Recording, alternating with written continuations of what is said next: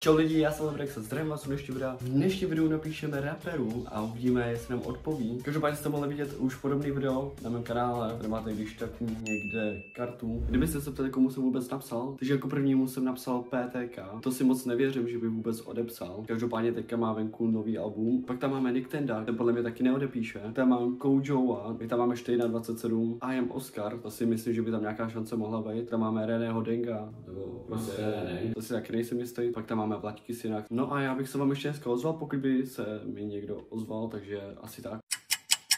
OK, takže už se mi ozval první člověk a tím člověkem je I am Oscar. Pokud nevíte, kdo je I am Oscar, tak ho zbyli v té kavárně nebo kde přesně, tak asi nejsem jistý. A můžu se rovnou podívat, co nám napsal. Každopádně dost se divím, že mi fakt odepsal, protože fakt jsem si myslel, že nám nikdo neodepíše, ale když to neskusím, tak nevím, že jo. Každopádně, když jsem si chtěl pustit tu hlasovku, pak jsem si to teda chtěl natočit, tak jsem mu nechtěně zavolal.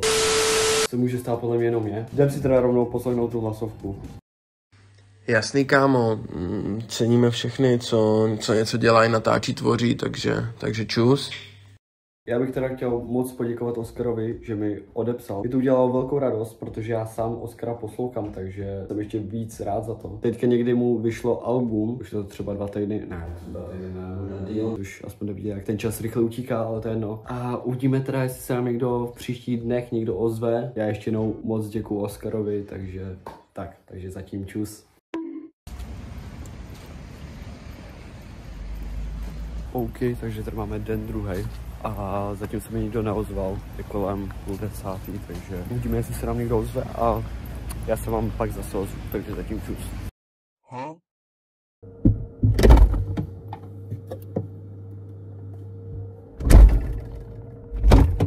OK, každopádně jsem vám chtěl říct, že se mi pořád nikdo neozval. Zatím se mi pořád nikdo neozval, což je docela škoda, ale každopádně můžete napsat dolů do komentářů, jestli se vám tohle video líbí. Každopádně byste mi mohli dát do komentářů nějaký nápad, který byste chtěli třeba, abych natočil. A já se vám asi každopádně pak ozvu, až se mi někdo zase ozve. Takže zatím čus.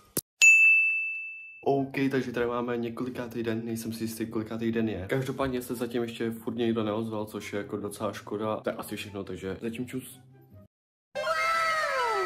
OK, tak teďka 10:30, je dneska neděle, zatím se mi furt někdo neozval, už to nevidím tak nadějně, ale to se dá dělat, hele, někdo nám odepsal, takže to je hlavní. Asi všechno, co bych vám řekl, takže já se vám ozvu asi až zítra, což bude pondělí a pak v úterý, takže zatím čus. OK, takže tady máme den 6. Každopádně se mi pořád nikdo neozval, což je docela škoda. Každopádně se nám ozval jeden člověk, což si myslím, že je pořád dobrý. To já si k tomu dnu všechno a já se vám ozvu zítra, takže zatím čus.